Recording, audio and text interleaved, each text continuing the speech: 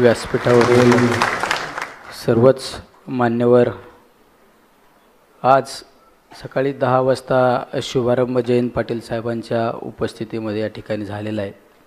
खऱ्या अर्थाने कार्यकर्त्यांना मार्गदर्शन करण्यापेक्षा कार्यकर्त्यांनी आता कृतिशील झालं पाहिजे। आता बऱ्याच वेळा कार्यकर्ता फक्त चौकात बसल्यानंतर उपदेश करतो, आपण हे केलं पाहिजे ते केलं पाहिजे। कार्यकर्ता हा ग्रास रूटला जाऊन काम करणारा कार्यकर्ता पाहिजे आणि कार्यकर्त्यांनी कृतिशीलपणे काम केलं पाहिजे। आणि बऱ्याच वेळा एखादं संकट आल्यानंतर त्या संकटाकडे संधी म्हणून पाहिलं पाहिजे आणि त्या संकटाचा फायदा निश्चितपणे आपण चांगल्या पद्धतीने करून दिला पाहिजे।